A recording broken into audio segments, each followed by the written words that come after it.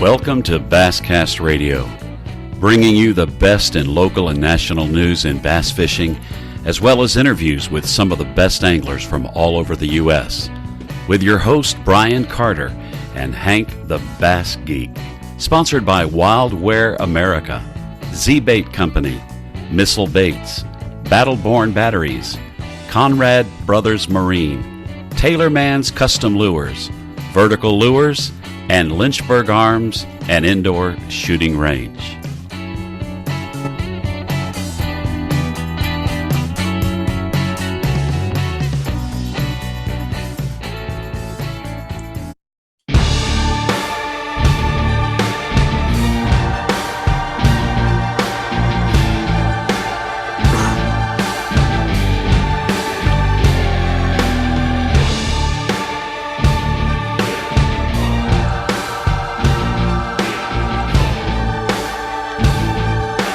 All right, guys, let's get this show on the road. What is happening, everyone? Welcome back, everyone, to another great episode of Bass Cast Radio. Hope you guys have all had a great week out there in podcast land. First of all, before we get started tonight's podcast, I want to tell you guys all thank you. Last week was something really cool. We've had it happen a couple times, but we had 100 downloads in one day. So if you haven't checked out the last podcast, 99 of you guys downloaded and listened to it already. Keith Carson with the NPFL Angler of the Year. I had him on last week and, broke it down. We'll get to learn a little bit about Keith. And guys, I think it's 22 more days is what I looked up earlier, I want to say. NPFL Championship right down the road in Chattanooga, Tennessee. So, again, guys, we're blessed to be a part of the NPFL. Big names are coming. It's going to be an awesome 2022 for them. But, hey, somebody's going to take home a lot of money here in the next few weeks.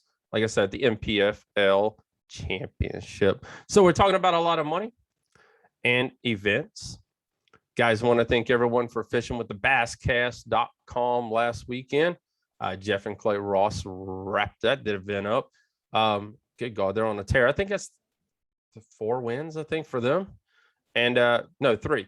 2 Bugs Island and 1 back up here. And that they told me something, that's their first win this year on Smith Mountain Lake. They've come close, but that was their first win. So congratulations to them on I think it was 19 plus pounds. This weekend, guys, this will be uploaded tomorrow. So you guys are here. You guys know Big Bass Tour is back on Smith Mountain Lake. The Bass Cast will be up there all weekend long. Love that event. Love meeting new people. And that event brings anglers from all over the United States to fish on Smith Mountain Lake. And guys, that brings, I think, I haven't asked this year yet, but it's usually about 800 different boats. And each boat is allowed to have 3 people in that boat. So be careful, be safe, whatever you do out on Smith Mountain Lake this weekend. If you're not fishing in a Federation event, also, that will be on Smith Mountain Lake, going both days, Saturday and Sunday, going out of Parkway Marina. Like I said, guys, be safe, be careful. I know it's fish, I know it's money, I know it's boats on the line, but always wear your life jacket and always be careful while you are out there. And we got a little contest going up on our Instagram page. Tomorrow night is Facebook page. I apologize. Tomorrow night is the final night for that contest. So you have until midnight. I think 179, 180 people have already entered the contest. So thank you, everyone. Really, really appreciate that. We had a milestone. I have to admit, Danielle took care of this for me. 10,000 followers on Facebook. I ain't gonna say Facebook's dead, but it's close. It's been a lot of stuff going on with Facebook, and you guys have all checked it out, seen it, heard it. If you live on the Facebook world, you've lived through a little bit of it. But guys, if you don't want to be a part of Facebook, but you still like to be a part of a forum, we got the Bass Life Forum on thebasscast.com. It's free. Just create an account and share pictures, photos, text message people. You can do it all on this forum. So if you'd like to be a part of that, please head on over and check that out. Guys, the lake reports are all up for October. We'll have November's up here next week, guys. Yeah, you're hearing it. Next week is the end of October. Gosh, it's flown by. Next weekend, the Bass Cast will be down in Kerr Lake again for the what is it? No, Limit 5. That's right. Limit 5 is on Sunday, and we're gonna be at another cat event, the Phantom Outdoors cat event. That's it. Phantom Outdoors cat event will be on Saturday. Yeah, that's it. So Saturday, Sunday, we'll be back down there again, and that's it for me for Kerr this year. So for you guys, go ahead and down there. Good luck. I know this weekend is the ABA Championship down on Kerr. The lakes are going to be full this weekend. And there's also I saw a flyer floating around, guys. There's also a charity tournament on Hyco Lake. So wherever you want to go, there's a tournament. I mean, there's something happening. It's October. But as always, guys, please be safe while you're out there on the water. All right, guys, tonight, before we talk to our guest, Mr. Jonathan Graham, tonight's a kayak episode. For you guys who do not know anything about the kayak series, the Bass Cast has an awesome kayak series right here in Central Virginia. And Jonathan Graham is one of our anglers who did an amazing job last weekend down in Louisiana. So we're going to talk to him about that. But yeah, and don't forget, we got a great tournament director as well, Mr. Brandon Overstreet. Numbers and names are just popping out on my brain tonight. But before we bring him on, always, guys, head on over and check out Rumble.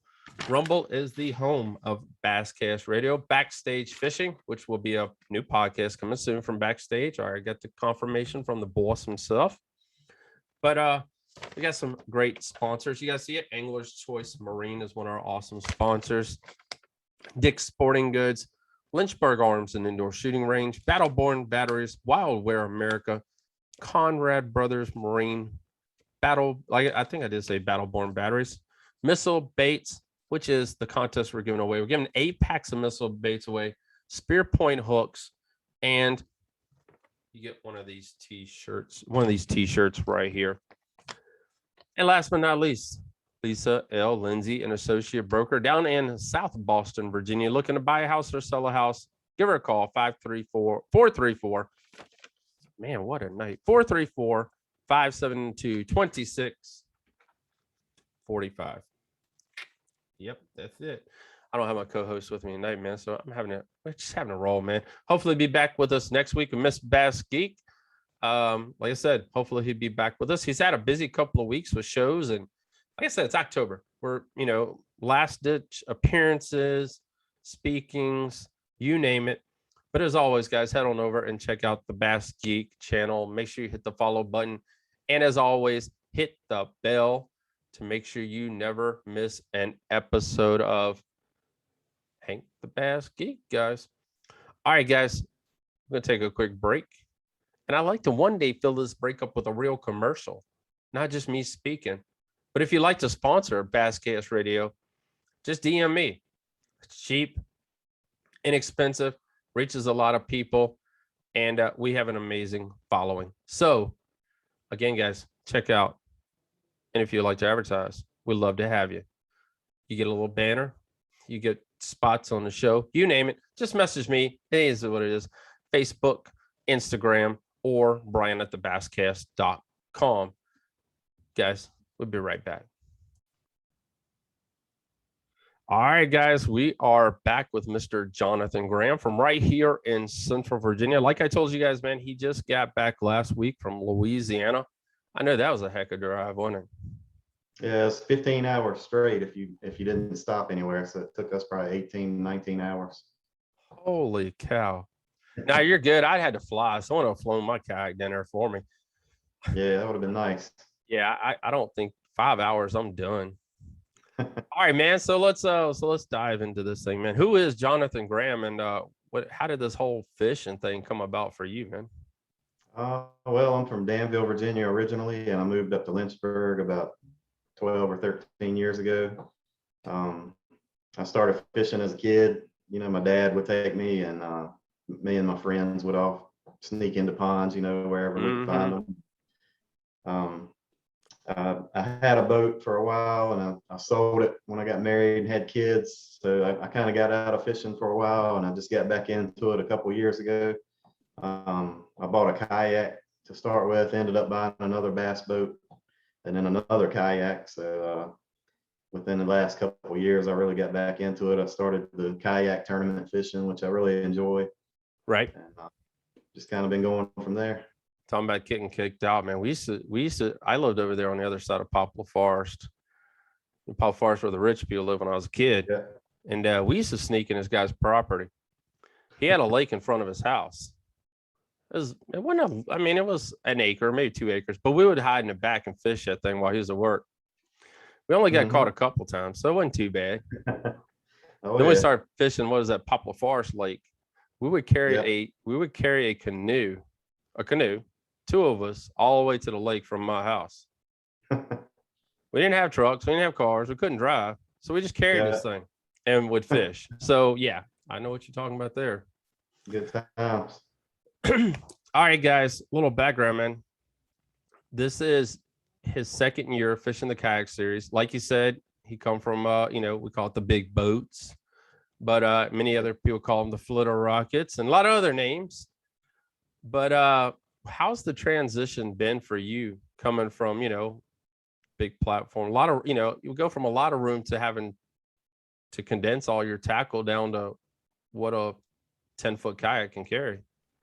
Yeah, you definitely can't take as much stuff, and you gotta pick and choose what you think you might use instead of just having everything available.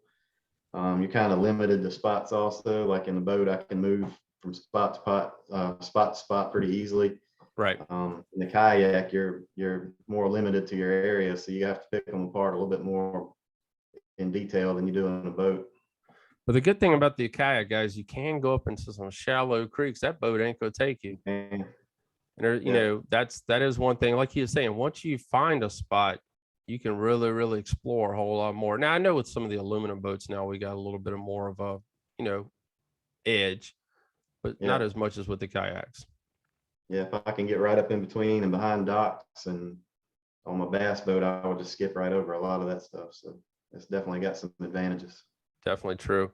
All right, and mentally, people, we always, the pros always talk about being a mental game as well, and electronics play a major role in bass fishing like they do now. And if you guys haven't seen the modern kayak, it's usually got one finder on it, sometimes 2 finders on it, and trolling motor on it, which a lot of these guys do have now. But mentally, how do you feel, going into a boater tournament or a kayak tournament? Is there, for you, how do you go into it? I just try to keep it fun, and try not to get stressed out too much about it. Of course, there's going to be some level of stress, especially if it's a big tournament or if you feel the pressure that you need to catch a limit, But as long as I just try to keep it fun and just go fishing, as they say, it kind of works for me. All right, guys. So he does fish with the Bass Cast.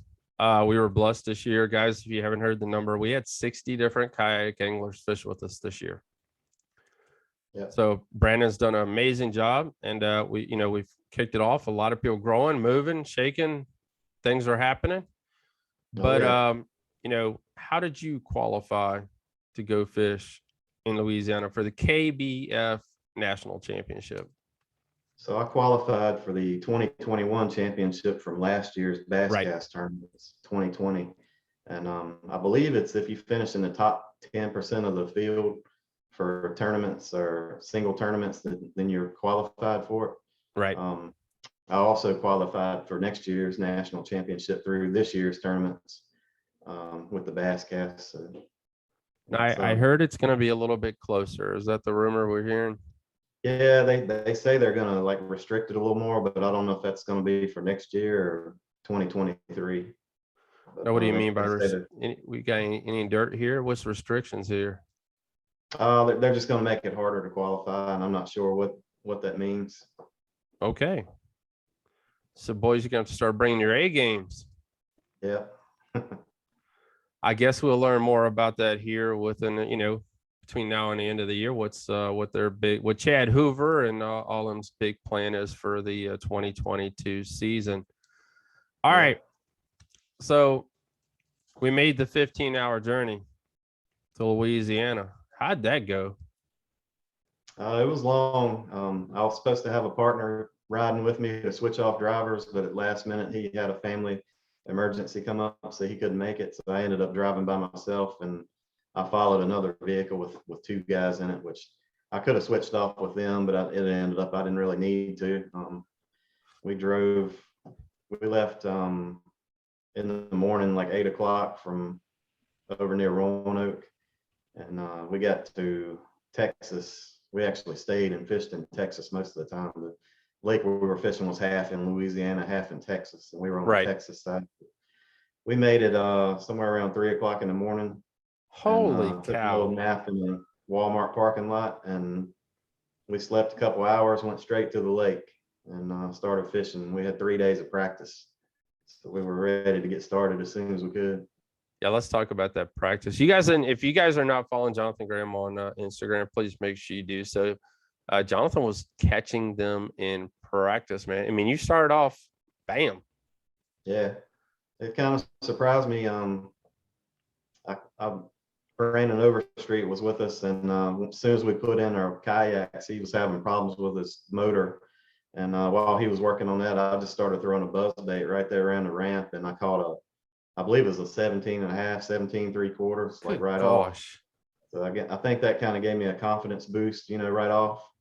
And after that, we kind of went our separate ways, and I just found a couple areas that had a lot of fish, and I think I caught 18 to 20 fish that day, and a lot of them were good size, so I knew I was on something good right from the start.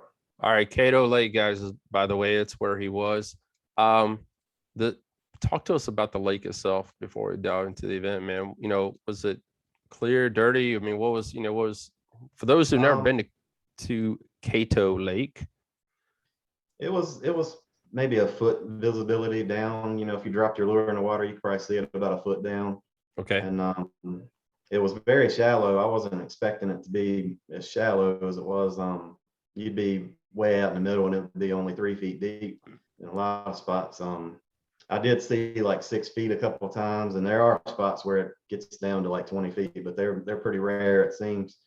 Everywhere I caught fish, it was anywhere from 2 to 3 feet deep. Oh, wow. And there's cypress trees everywhere. I mean, it's like a fisherman's paradise. You look around, there's trees everywhere in the water, and it looks like a bass would be at every tree, but I mean, that's not really the case, Do you think they just become accustomed to it? I think so. I think maybe certain times of the year they're on the trees. They say during the spawn that they actually spawn on the trees. Oh, wow. Where the root systems come out. Yeah. And I'd heard that before, but everything I caught throughout the week was not on the trees at all. It was maybe 5 feet from a tree was about the closest I caught a fish. And, all right. So guys, they had 5 different lakes to choose from. Yeah. What made you guys decide to go this lake? You guys got to remember 15 hours away. I mean, you got to do some research, and you got to do, whatever other technology thing you can do. But yeah, I didn't really know anything about the area, and that's where the guys I was going with that said they wanted to go and where they had fished before. Okay. So based on their previous knowledge, and I just started watching YouTube videos, every video I could find, on Caddo Lake, and I was pretty happy with the choice. I bet you are, because you got the lunker for day number 1. Oh yeah. Netted you $1,000 right off the freaking bat. And you were in the top 10, by the way, after day number 1. Yeah, I think I was sitting at number 5 or something like that in day 1, which was kind of a surprise. I was hoping going in, I was just glad to fish it. And then once I started catching fish, I was like, man, it would be really nice to get into the top 100, and which means you get to fish the 3rd day. Right. And on the first day, I was sitting at number 5, so I was pretty happy with that. Surprised, really. How did day 1 go for you, man? I mean, besides being top 5, break down day 1 for us. It went really good. I was on fish anywhere from 16 to 20 inches. Yeah. I was catching very few small ones at that time. And I got up to 93, maybe 93 and a half, 93.75. And I was headed back towards the boat ramp, just thinking, all right, I'm going to save everything else for, tomorrow. And I ran into Michael Wilkes. He was the guy that went with us. Right. And I asked him, I was like, did you catch them all? And he was like, man, I didn't even get a bite, or I didn't catch anything. So I looked on my map on my Humminbird, and we were getting ready to come by a spot that I had marked in practice. And I was like, you know what? I was like, come over here. So we went over to the spot that I'd found, and I told him, I said, just start casting right out here in the open where it looks like there would be nothing. And we started casting. I said, we may have to slightly adjust because they might have moved, but we found them maybe 20 yards from where they were the day before.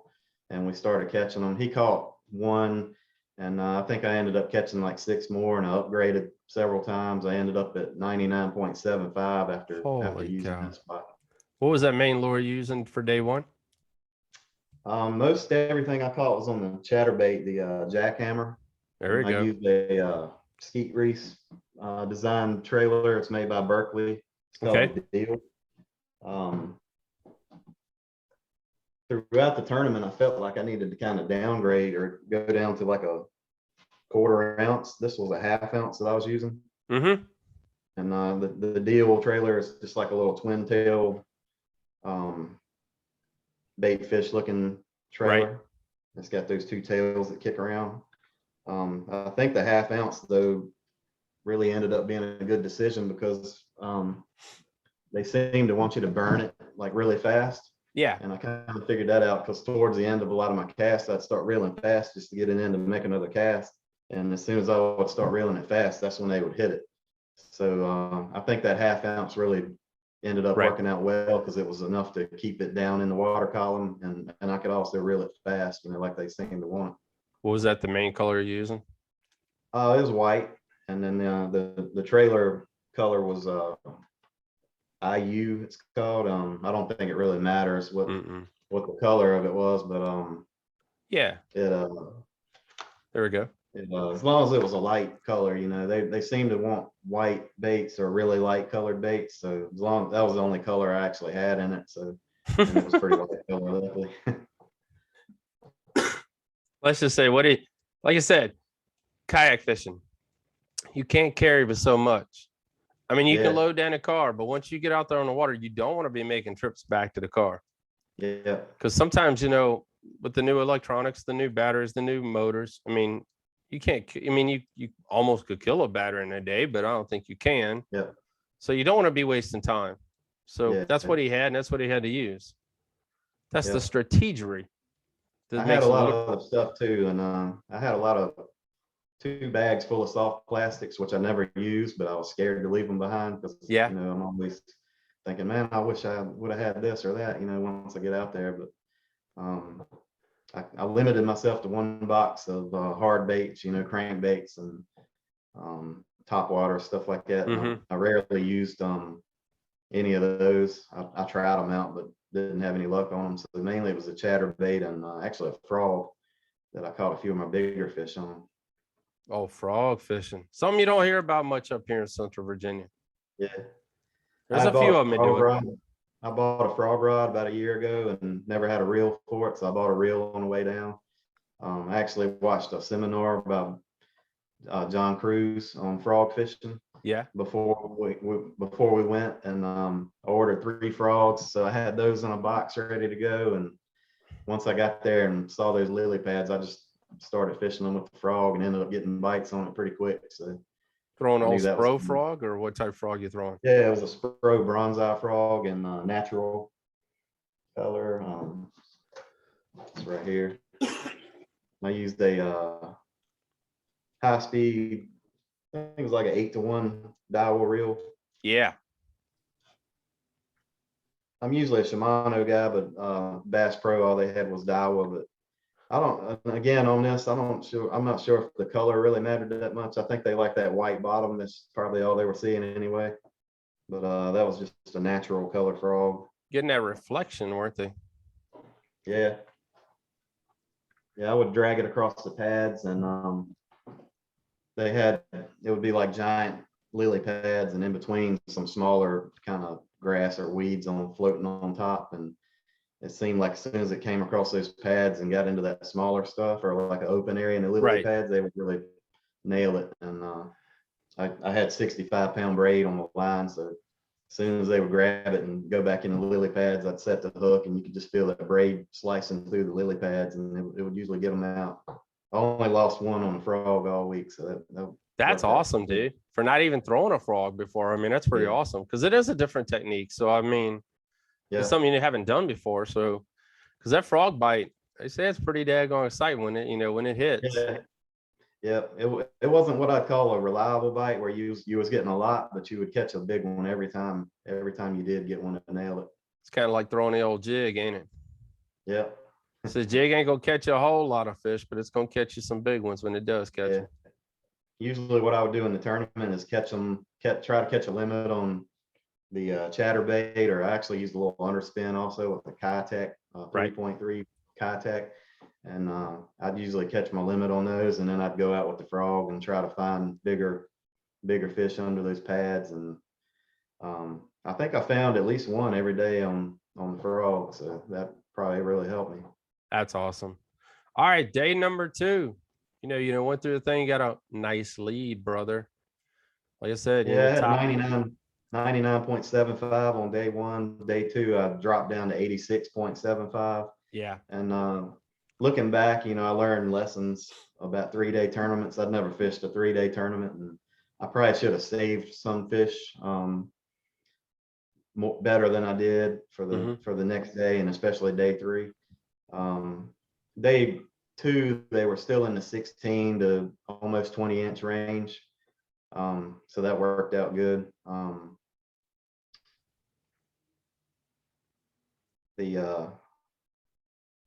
The frog came into play again. I caught a 19.75 on the frog. I did lose. That's the day I lost one on the frog, and it was probably another 19 or 20 inch, and it probably would have added 3 inches to my total for that day. But I mean, I can't really complain, because out of 100 fish that week I probably caught, I only lost 4, so it was a pretty good week. That's pretty awesome, dude. Yeah. 3 in the tournament, 1 in practice. Now, were these fish early, or were you fishing them all day, or was it anything particular about the bite? A lot of people were catching them early, but for me, I didn't really start catching them until about 11 o'clock in the morning. We started at 7, and I might catch 1 or 2 before 11, but it was kind of nerve-wracking in a way. You'd submit a fish and you couldn't help but look on the leaderboard, and guys were already posting 86 inches, and I'm sitting on 1 fish. But I knew from the previous days that my bite wasn't really turning on till 11 o'clock, and then from 11 to the tournament ends at 3.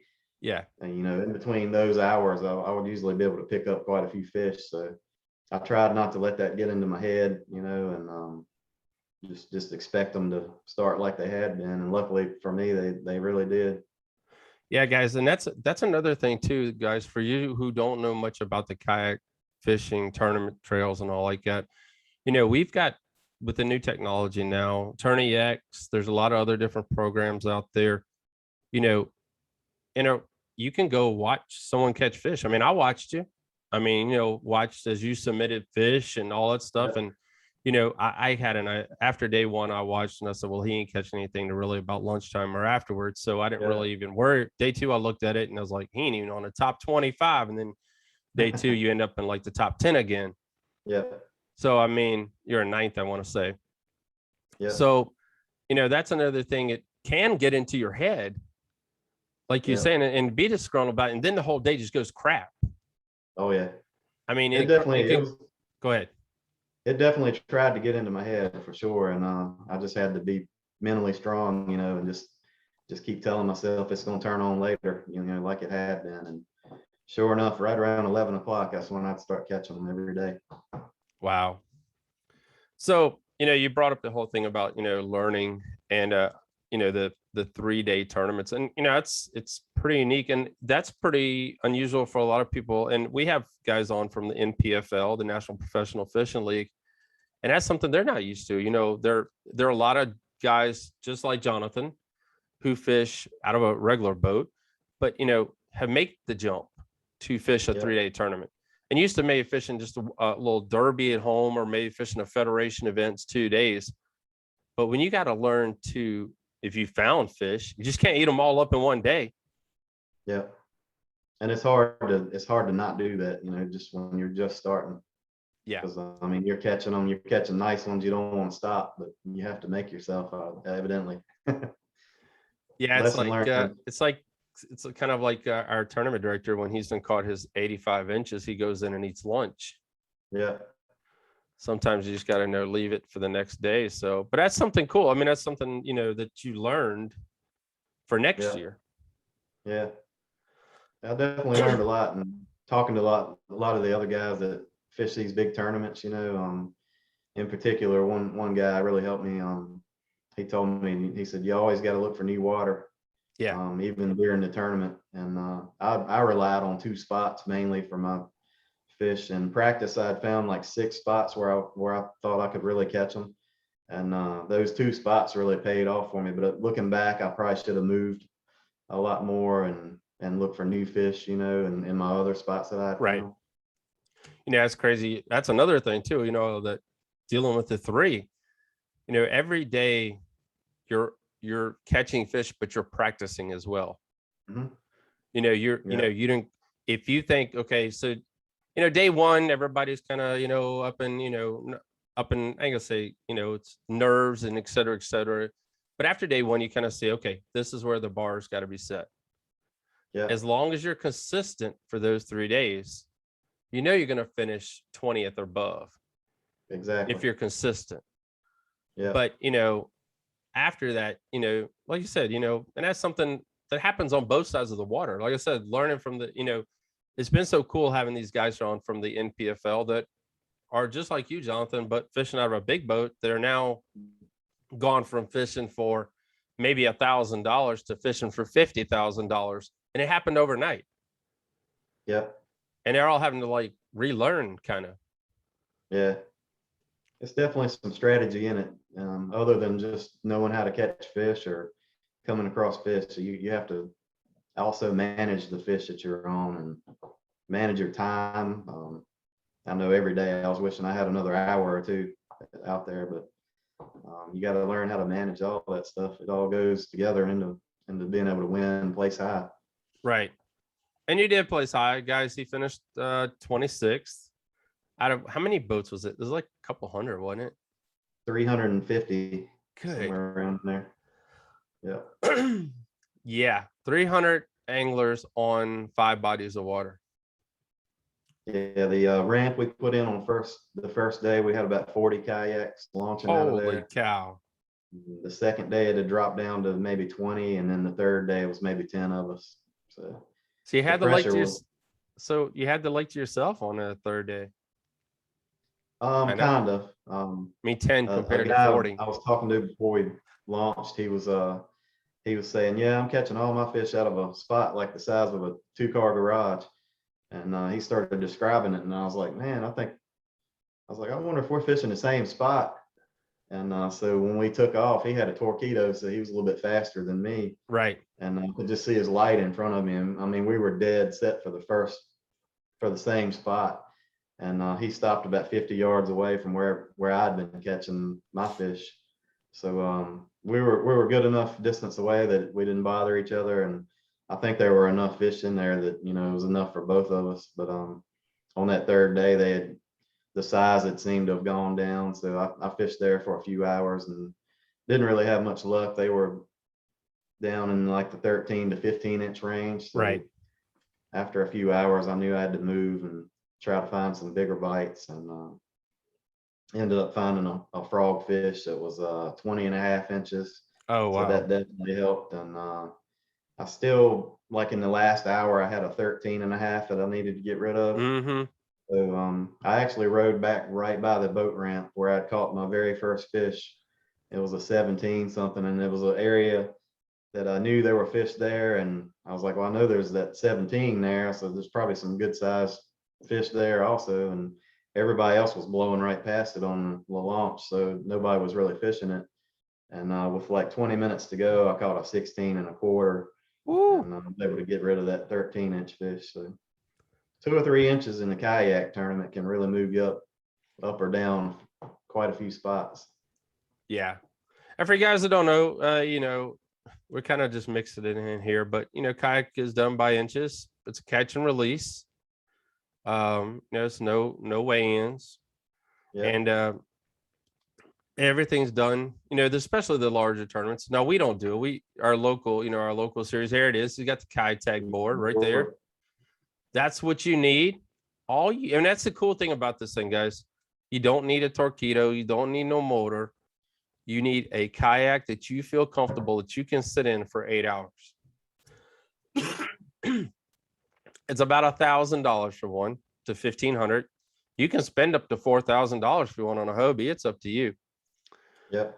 But you need 3 rods, 4 at the most if you want it, and a couple boxes of lures. I mean, for $2,000, you could go out and start fishing. You ain't got to have hey guys, this is no lie. We had a guy win 2 tournaments last year or this year off of Zepco. Yep. 2 tournaments. Yeah. 2 tournaments off of a Zepco. $35, $50. We're not talking high dollar stuff. Take our money with a Zepco. He won at Smith Mountain Lake and Leesville Lake, I believe. I think so. Or he might have won Smith twice. I'm not sure how he did it, but I think it was Smith and Leesville, or he might have done Smith twice. But either way, we're not talking big budgets here. I mean, you guys can, and the payout now is tremendous. How much did he take home? I put up the, I want to say the guy in first, after all said and done, he probably took home $70,000 to $80,000. Yeah. Did you guys just hear that? For a kayak tournament. Chad Hoover's done an amazing job. Like him, not like him, love him, hate him, whatever you guys want to do with poor Chad Hoover. But he has made this thing into a machine. And has got some amazing. He's a great guy. They had me up on stage at one of the awards ceremonies and for having big bass on day one. And I was telling my story, and actually the day before the tournament started, I was reeling my frog in. I saw a huge bass come up and grab it, and I almost set the hook. I have it on video. You can see me almost set the hook. I had to wait for her to let it go. Yeah. So I saw it float back up, and I reeled it in. She came back to grab it again. So luckily I was able to get away from her, and I marked that spot. So I went back first thing on day one, and I caught that fish within 10 minutes, first 10 minutes of the tournament, 24 inches. So I told my story, and it was the biggest bass I'd ever caught also. And Chad Hoover was like, you know what, since that's your personal best, he said, I'm gonna go ahead and pay to get a replica made of it for you. And I'm not sure what the value of it is, but it's something else to have done just based off my story. That is awesome, dude. Yeah. Yeah. And the lady that's gonna make it was right off the side of the stage, so I was able to just head right over to her and give her my pictures and video of it. And I think she's got a backlog going, but one day I'm really excited to get it. Yeah, it'd be one of those days that, like, oh crap, I remember this fish, and it shows up in the mailbox. Yep. Wow, Yeah, that is awesome. I got the wonderful opportunity. Chad's good friends with some people down in Virginia Beach, and I know some people down there that Ocean's East. And I got to meet Chad, holy cow, now 5 years ago, 6 years ago, when he's, the whole thing was really beginning and wasn't no crazy payouts and all the stuff that's happening now. And I don't know his affiliation with Fish USA or who's the owner or who's part of that, but he's got a little stake in the Fish USA as well. Oh yeah. And I know he's helped with Bonafide with that kayak when it first came out. Yeah. Excuse me. So Chad has come a long way. Yeah, Ex-military also. Yeah. So that's really cool as well. And that's how he knows a lot of people down there at Ocean's East. So the little connection, but that's awesome. Yep. He announced that he was stepping down as president, and he turned it over to his wife, Christy Hoover. She's now president of KBF. And I think that's going to give Chad a little bit more time to get out and do things that he wasn't able to do as president. So he should have more time, hopefully, to be a little more involved, actually out on the water doing things. That's awesome. Christy's awesome as well. Christy gave me my first. Nice. What was it? Hero. I went down to Heroes on the Water a few years ago. This is before they got married, and I was just covering the event. Me and Casey had teamed up. We did a year together. Then me and Casey went and did his own thing, and I went down there for that event. And she handed me a T-shirt. I was like, "Who is this person here?" So, and then they're married and all that good stuff now. But that was pretty cool. But that's going to help. I mean, Chad, it was a crazy year for Chad. He lost a major sponsor. If you guys all saw that video with my life jacket, wherever it is in the floor, that was one of his major sponsors for him, not necessarily KBF. Yeah. So, I mean, I can understand him wanting to, get back out there on the water. And, I grew up, I started watching his YouTube channel. He was on TV. And I understand, he built a business, and now he's ready to get back out there and do what he started doing. And that was teaching people kayak tips. Yeah. And, he wants to go ahead. I was just saying they're super nice people, and I'm glad everything's working out for him the way it is. That's awesome. He wants to catch up Fluke Master because he got Fluke into the during kayak. Yeah. Fluke and his son did really, really well this past weekend. I think they were almost I actually placed right between them two. They were within a quarter of an inch of each other. I tied with his son and was a quarter inch behind the Fluke Master himself. That's awesome. And Gene's a great guy as well. He is. So, I mean, it's a hell of a team that it's behind this thing, and it's been grown to what it is today. And the basscast.com kayak series and what Brandon's helped us do with that has helped us get there. So it's pretty freaking awesome. Yeah. All right, man. You took home $2,000. You paid for the expenses. You had a hell of an experience. What's your biggest takeaway from this event, man? I think just mainly the lessons that I learned, that they were worth more than any money I could have brought home. I think for future tournaments, especially 2 and 3 day tournaments, learning how to manage fish and knowing that I need to find more spots in practice and actually look for new water in practice, new fish throughout the tournament while the tournament's going on. It's kind of hard to leave in a spot when you have fish there, but you kind of need to leave some fish there and try to find some stuff. So looking back, I should have done more of that. And the lessons learned in these tournaments are always worth more than the prize to me, because I'll take that and do better next time, hopefully. Jonathan, man, we appreciate you representing the basscast.com kayak series, you and Brandon, and Pleasure. We appreciate you guys both. And we thank you for everything you do, and we look forward to talking to you soon. And before we go, is there anyone you would like to thank that helped you get here, or your Instagram page, Facebook page? Just tell them all where they can find you. Because guys, he's got some hell of some fish videos on there. I'll tell you this right now, guys. So you need to go check them out. Yeah, my Instagram is Johnny Grizzle. If anybody wants to check that out, and I want to thank my friends and family, everybody from the kayak. The Bass Cast Kayak series. It's a good bunch of guys and girls over there, and everybody will help you get started from day one if you're ever interested in getting started. I know I felt at home from day one. Thanks to KBF, Yak Attack, and Dakota Lithium for putting on a great championship event. I really enjoyed it.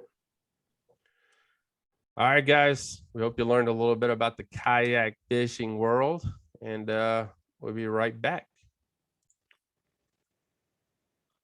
All right, guys, man, we really, really appreciate Mr. Jonathan Graham coming on and talking with us tonight. Congratulations to him. Like I said, like he said, guys, 300 plus kayak anglers fished for this championship, taking home a whole lot of money. And like I said, he was top 5, 9th. Finished 26th out of all these guys. I mean, good gosh, congratulations. Learned a lot. First ever big tournament like that. And there's a long young man. So he's got a long ways ahead of him. And I think he's going to be pretty daggone successful. I know some other kayak gentlemen that are out there and been doing it for quite a while. And I think Jonathan's name is going to be up there with them really, really soon. So, guys, if you'd like to be a part of the Bass Cast Kayak series, we'll have everything up really, really soon. I said, don't cost a lot to be a part of the kayak series. I mean, it really doesn't. I mean, please, here's what I'm going to tell you. Buy you a good boat. Do not buy you a Walmart boat, for goodness sakes. Buy you something that's comfortable, that's you can sit in for hours, because you're going to be out there. I'll be honest. I will, I'll be out there for about 3 or 4 hours. I got to get up. I got to walk. I'm 48 years old, but get up, walk, stretch your legs, and get back in. But you want something comfortable, and you can find one of those, guys, at our sponsors, Journey Outdoors. And they've been sponsoring us, giving us a kayak to give away to our points championship champions for the last 2 years. And I want to thank Journey Outdoors for that. But, head to Journey. If you need some extra gear, you can check out Yak Attack. They got everything. I mean, you name it: cup holders, rod holders, mounts for your Lowrance. That's what I have. That's why I always say Lowrance. But like I said, and you need last a turning tag. The turning tag is what you guys saw, Jonathan. It's indicator card. So it's simple. Take a fish, put it on the bump board, make sure the mouth's closed, take a photo. Bam, you are done. Make sure the indicator card is in there. That's all it is. Your own rods and reels, whatever you guys want to invest in at $2,000 or less. You buy one used. I don't care what you do. Love to have you. Come on out and fish with the Bass Cast Kayak Series in 2022. Like I said, schedule will be up soon. And we got some great competition, some awesome anglers that are a part of that, and a great tournament director as well, Mr. Brandon Overstreet. So, guys, I hope you enjoyed tonight's podcast. I know it's a little different talking about the kayak series and the national championship, but hey, I've had a lot of guys get out of the big boat stuff, tell me they want to do something different, but they still don't want to leave fishing. Come on over and fish kayaks. Have a great night, everybody. Be safe out there on the water. They got the North Carolina and Virginia kayak battle of the borders this weekend. Jonathan reminded me of that. Like I said, guys, you want to fish something, the basscast.com has it, and we know where it's at, and you can find it all right there. Have a great night. Be safe. Wear your life jackets, and we will talk to you guys really, really soon.